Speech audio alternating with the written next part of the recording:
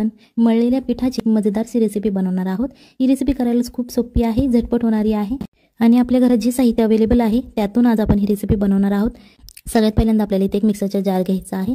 त्याच्यानंतर हे मी 2 मोठे कांदे चिरून घेतले होते, ते आता या मिक्सरच्या जारमध्ये घालायचे। त्याच्यानंतर इथे मी फक्त अर्धा टोमॅटो घेतलेला आहे। इथे आपल्याला जास्त टोमॅटो वापरायचा नाही, अर्धा टोमॅटो घ्यायचा आहे आणि आता हे आपल्याला मिक्सरवरती छान असं बारीक करून घ्यायचं आहे।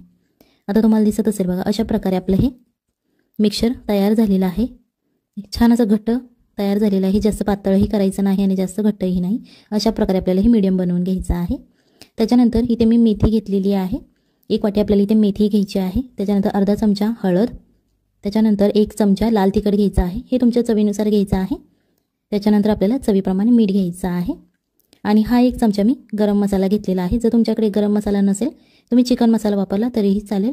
त्याच्यानंतर अर्धा वाटी पाणी घ्यायचं आहे आणि आता हे आपल्याला चमच्याच्या मदतीने छान असं मिक्स करून घ्यायचं आहे। व्हिडिओ आवडत असेल तर व्हिडिओला लाईक करा आणि जर तुम्ही चॅनलवर नवीन असाल तर चॅनलला सबस्क्राइब करा, जेणेकरून येणाऱ्या नवनवीन व्हिडिओचे अपडेट तुम्हाला लगेच मिळतील। आता हे छान असं आपलं मिक्स करून झालेलं आहे। आता हे आपण साईडला ठेवून घेणार आहोत। त्याच्यानंतर पीठ आपण यामध्ये घालून घ्यायचं आहे। आता इथे अर्धी वाटी मी म्हणजेच अर्धा चमचा छोटा तेल घेतलेला आहे आणि हे कच्चं तेल आपल्याला वापरायचं आहे, चवीनुसार मीठ। आणि आता हे छान प्रकारे पहिल्यांदा असं तेल मिक्स करून घ्यायचं आहे, जेणेकरून हे तेल सगळ्या पिठाला लागलं जाईल। पहिल्यांदा पाणी ओतायचं नाही।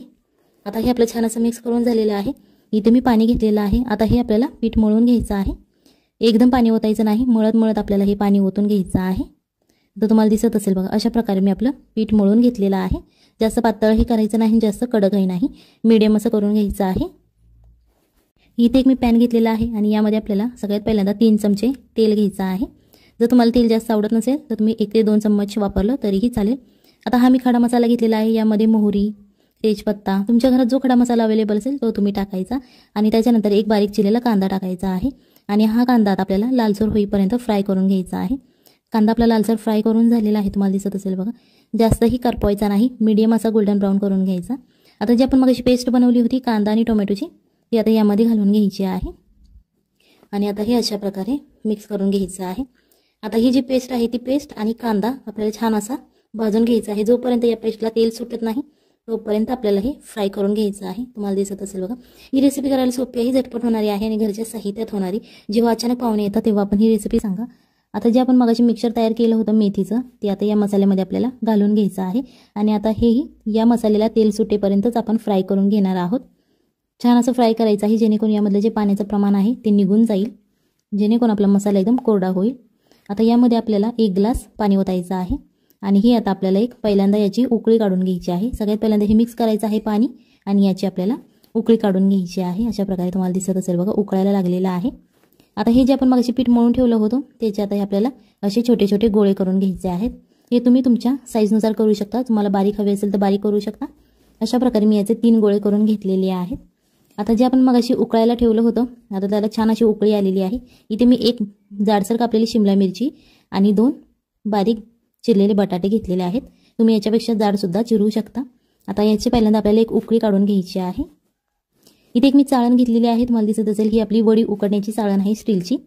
आता हे तेल याच्यावरती घ्यायचं आहे आणि असं चाळण फिरवत फिरत आपल्याला हा लाटून घ्यायचा आहे आणि हे लाटताना अजिबात उचलायचं नाही, अशा प्रकारे हे तुम्ही फिरवून फिरवून लाटून घ्यायचं।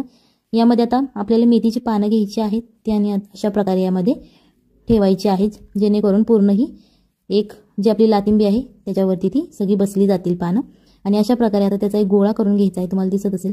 सगळ्यात पहिल्यांदा त्याचा असा एक छोटा मोदक बनवून घ्यायचा आणि त्याच्यानंतर अशा प्रकारे त्याचा एक चपटा पॅटीसारखा एक गोळा तयार करून घ्यायचा आहे आपल्याला, तुम्हाला दिसत असेल बघा, छान असं हातावरती तुम्ही करू शकता।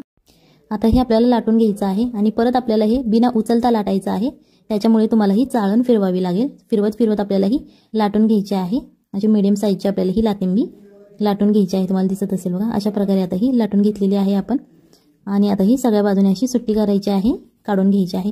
अशा प्रकारे आपल्याला ही एका गोळ्याची लातिंबी लाटून झालेली आहे। आता जे बाकीचे आपले गोळे आहेत ते सुद्धा आपण अशाच प्रकारे लाटून घेणार आहोत। इथे मी तेल गरम करायला ठेवलेलं आहे, छान असं कडकडीत तेल आपलं तापलेलं आहे। जे आपण लातिंबी लाटून घेतली होती ते अशा प्रकारे आता तेलात सोडून घ्यायची आहे आणि ही हाय फ्लेमवरच आपल्याला तळायची आहे, जेणेकरून ती छान अशी फुलली जाईल। अशा प्रकारे आता आपण हे तळून घेणार आहोत। ही रेसिपी नक्की घरी ट्राय करा, आपल्या फॅमिलीला खाऊ घाला आणि मग मला कमेंटमध्ये सांगा कशी झाली होती. कारण ही रेसिपी खाल्ल्यानंतर सगळे तुम्हाला विचारतील की कशी केली, कारण इंटरेस्टिंग रेसिपी आहे आणि एकदम चविष्ट ही रेसिपी लागते. आता तुम्हाला दिसत असेल बघा, खालच्या बाजूने आपली ही लाथिंबी भाजून झालेली आहे, म्हणजेच तळून झालेली आहे. आता ती आपण अशी गोल फिरवत छान अशी क्रिस्पी होईपर्यंत भाजून घेणार आहोत आणि त्याच्यानंतर आपल्याला ही पलटी करून सुद्धा फ्राय करून घ्यायची आहे. तुम्हाला दिसत असेल बघा, एका बाजूने छान अशी फ्राय झालेली आहे, दुसऱ्या बाजूने अशाच प्रकारे आपण ही फ्राय करून घेणार आहोत. अशा प्रकारे आपली छान अशी बटाट्याची आणि शिमला मिरचीची ग्रेव्ही तयार झालेली आहे. तुम्हाला दिसत असेल बघा, खूप छान असा कलर आलेला आहे आणि टेस्टही खूप छान आहे याची. आता हे आपण सर्व करून घेतलेलं आहे. अशा प्रकारची तुम्ही पुरी आणि भाजी बनवू शकता. एकदम अस्सल हॉटेलची चव असणारी आणि एक अनोखी पुरी आहे, ज्याच्या आतमध्ये आपल्याला मेथी सापडते. सो खूप छान याची चव लागते. ही रेसिपी नक्की घरी ट्राय करा. तुम्हाला दिसत असेल बघा, एकदम क्रिस्पी अशी पुरी तयार झालेली आहे आणि ही पुरी तोडल्यानंतर त्याच्या आतमध्ये मेथी सापडते. चला तर मग भेटूया पुढच्या रेसिपीमध्ये. तोपर्यंत आपण शिल्लक राहिलेल्या पिठापासून एक चविष्ट लहान मुलांसाठी रेसिपी बनवणार आहोत, जी की तुम्ही बाहेर जाऊन खूप महागडी रेसिपी खाता आणि तेवढी ती हायजेनिक फ्री नसते. सो आज आपण घरच्या घरी हायजेनिक फ्री रेसिपी फक्त मळलेल्या गव्हाच्या पिठापासून बनवणार आहोत. चला तर मग जास्त वेळ न घेता आजच्या रेसिपीला सुरुवात करूया. सगळ्यात पहिल्यांदा इथे आपल्याला गव्हाचं मळलेलं पीठ घ्यायचं आहे, जे चपाती करून आपल्याकडे शिल्लक राहिलेलं असतं ते घ्यायचं आहे. आणि जर तुमच्याकडे शिल्लक राहिलं नसेल गव्हाचं पीठ, तर तुम्ही अशा प्रकारे ही रेसिपी करण्यासाठी गव्हाचं पीठ मळून घेऊ शकता. सो अशा प्रकारे आता हे आपण पीठ घेतलेलं आहे. याच्यानंतर या पिठासाठी आपल्याला तेल आणि मीठ चवीनुसार घ्यायचं आहे. तेल 1 चमचा आणि मीठ चवीनुसार ते मिक्स करायचं आणि त्या तेलामध्ये आपल्याला हे पीठ जे आहे ते मिक्स करून घ्यायचं आहे. जर तुमच्याकडे चपातीच्या पिठामध्ये मीठ घालत असेल तर तुम्हाला ही प्रोसिजर करावी लागणार नाही, आणि जर तुमच्याकडे चपातीच्या पिठामध्ये मीठ नसेल तर तुम्हाला ही प्रोसिजर करावी लागेल, जेणेकरून या पिठाला छान असं मीठ मिळेल आणि तेल मिळेल. सो अशा प्रकारे आता आपले हे पीठ मळून झालेलं आहे. तुम्ही इथे बटर किंवा तुपाचा वापर केला तरीही चालेल. सो हे पीठ मळून झालेलं आहे. याच्यानंतर आपल्याला या पिठाचे गोळे तयार करून घ्यायचे आहेत. हे गोळे तुम्ही मीडियम साईजचे करू शकता, लहान मोठे सुद्धा करू शकता. तुम्हाला जसं आवडत असेल त्या प्रकारे तुम्ही हे गोळे तयार करून घ्या. आता इथे जे आपण 1 वाटी पीठ घेतलं होतं त्या 1 वाटी पिठाचे आपल्याला इथे 4 गोळे तयार झालेले आहेत. जर तुम्ही याच्यापेक्षा छोटे केले तर तुमचे 5 ते 6 गोळे तयार होतात. याच्यानंतर त्यातला 1 गोळा घ्यायचा आहे आणि त्याला गव्हाचं कोरडं पीठ लावायचं आहे आणि ते अशा प्रकारे आपल्याला लाटून घ्यायचं आहे. इथे लक्षात ठेवा लाटताना की जास्त जाडही लाटायचं नाही आणि जास्त पातळही लाटायचं नाही, लाटून घ्यायचं आहे, जेणेकरून ही रेसिपी करायला आपल्याला सोपं जाईल. जे आपण पीठ लावून घेतलं होतं ते सगळ्या बाजूने चोळून घ्यायचं आहे. अशा प्रकारे आता आपली ही पोळी लाटून झालेली आहे. आता जे आपले गोळे शिल्लक राहिलेले आहेत त्या गोळ्यांचे सुद्धा अशा प्रकारे आपण पोळ्या लाटून घेणार आहोत. तुम्ही याच्यापेक्षा साईज छोटी केली तरीही चालेल किंवा मोठ्या साईजचं केलं तरीही चालेल. याच्यानंतर इथे आपल्याला एक कढई घ्यायची आहे. कढईमध्ये पाणी गरम करून घ्यायचं आहे. गरम करून घ्यायचं म्हणजे पाणी उकळलेलं पाहिजे आणि त्याच्यानंतरच आपल्याला या पोळ्या या पाण्यामध्ये सोडून घ्यायच्या आहेत. जर तुमच्याकडे मोठी कढई असेल तरीही चालेल, तुम्ही त्याच्यामध्ये सोडू शकता. आणि जर तुमच्याकडे मोठी कढई अवेलेबल नसेल सो तुम्ही अशा प्रकारच्या छोट्या कढईमध्ये सुद्धा ही रेसिपी करू शकता. एका कढईमध्ये इथे आपण 4 पोळ्या टाकलेल्या आहेत. जर तुमची कढई छोटी असेल तर तुम्ही 2-2 पोळ्या घातल्या यामध्ये तरीही चालतील. या पोळ्या घातल्यानंतर थोडंसं तुम्हाला असं मिक्स करून घ्यायचं आहे. इथे लक्षात ठेवा की पाणी उकळल्यानंतरच तुम्हाला पोळ्या घालायच्या आहेत, नाहीतर पोळ्या ते एकमेकांना चिकटल्या जातील. 1 चमचा तेल घालायचं आहे. तेल छान असं मिक्स करून घ्यायचं आहे, जेणेकरून आपल्या पोळ्या एकमेकांना चिकटणार नाहीत. आणि जरी तुम्ही यामध्ये तेल नाही घातलं, गरम पाण्यामध्ये पोळ्या घातल्या ना तर अजिबात त्या चिकटत नाहीत. ही रेसिपी करायला जास्त वेळ लागत नाही आणि या पोळ्या शिजायला सुद्धा जास्त वेळ लागत नाही. 5 मिनिटात या पोळ्याच्या वरती पाण्यावरती तरंगायला लागतात, जेणेकरून तुम्ही समजून जा की या पोळ्या शिजलेल्या आहेत. यामधून या पोळ्या काढून घ्यायच्या आहेत आणि फॅनखाली आपल्याला थंड करायच्या आहेत. तुम्हाला दिसत असेल बघा, अशा प्रकारे मी या फॅनखाली थंड करून घेतलेल्या आहेत, जेणेकरून त्या आपल्या हाताला चिकटणार नाहीत आणि एकदम नॉनस्टिकी अशी आपली ही पोळी तयार होईल. अशा प्रकारचा इथे आपल्याला चमचा घ्यायचा आहे, जो आपण शंकरपाळी कट करण्यासाठी वापरतो. जर तुमच्याकडे असा चमचा नसेल आणि जर तुमच्याकडे चाकू असेल, तुम्ही चाकूच्या मदतीने सुद्धा ही कट करू शकता. मीडियम साईज हे आपल्याला कट करायचा आहे. व्हिडिओ आवडत असेल तर व्हिडिओला लाईक करा आणि जर तुम्ही चॅनलवर नवीन असाल तर चॅनलला सबस्क्राईब करा, जेणेकरून येणाऱ्या नवनवीन व्हिडिओजचे अपडेट तुम्हाला लगेच मिळतील. तुम्हाला दिसत असेल बघा, अशा प्रकारे आपण हे कट करून घेतलेलं आहे. सो तुम्हाला जो शेप आवडत असेल तुम्ही त्या शेपमध्ये हे कट करू शकता. इथे एका पॅनमध्ये आपल्याला 1 ते 2 चमचे तेल घ्यायचं आहे. जर तुम्हाला बटर किंवा तूप आवडत असेल तुम्ही ते वापरलं तरीही चालेल. अर्धा चमचा जिरे घालायचे आणि अर्धा चमचा मोहरी घालायची. हे दोन्ही छान असं तेलामध्ये तडतडून द्यायचं आहे, जेणेकरून मोहरी आणि जिऱ्याची फोडणी छान अशी तयार होईल. थोडंसं फ्राय करून घेतल्यानंतर यामध्ये आपल्याला लसूण घालायचं आहे. 3 ते 4 लसणाच्या पाकळ्या घेऊ शकता आणि त्या छोट्या छोट्या अशा कट करून घ्यायच्या आहेत.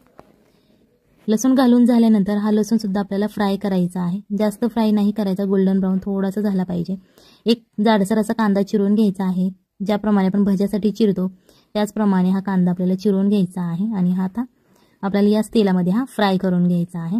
पूर्ण असा गोल्डन ब्राऊन नाही करायचा, मीडियम असा आपल्याला हा फ्राय करायचा आहे, जेणेकरून ही रेसिपी करायला आपल्याला सोपं जाईल. सो अशा प्रकारे हे आता फ्राय करून आपल्याला कांदा घ्यायचा आहे.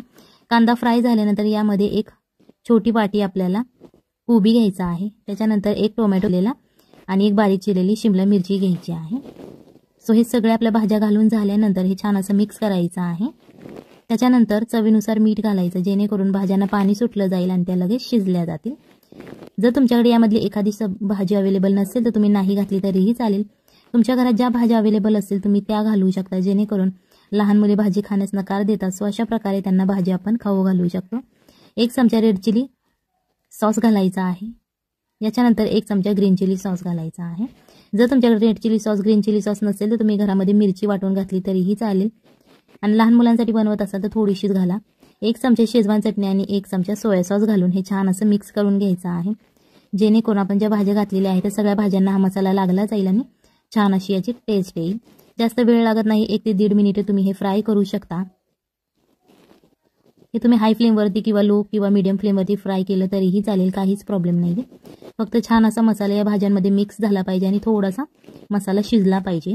याच्यानंतर आपण जे नूडल्स तयार केलेले आहेत ते नूडल्स याच्यामध्ये घालून घ्यायचे आहेत. हे नूडल्स कट करताना जर तुमच्या हाताला किंवा प्लेटला चिकटत असेल तर थोडंसं असं जे कोरडं पीठ आहे आपल्या गव्हाचं ते तुम्ही त्याच्यावरती भुरभरू शकता आणि हे आपल्याला आता मिक्स करून घ्यायचं आहे. जास्त वेळ लागत नाही. तुम्ही जेव्हा घरात पाहुणे येतात तेव्हा ही अशी रेसिपी इंटरेस्टिंग बनवू शकता. सो ही रेसिपी नक्की घरी ट्राय करा, आपल्या फॅमिलीला खाऊ घाला आणि मग मला कमेंटमध्ये सांगा कशी झाली होती. वरून थोडीशी कोथिंबीर घालायची आहे गार्निशिंगसाठी आणि छान असं मिक्स करून घ्यायचं आहे. हे तुम्ही असंच सर्व करू शकता किंवा एखाद्या चटणीबरोबर हे सर्व केलं तरीही चालेल. चला तर मग भेटूया पुढच्या एका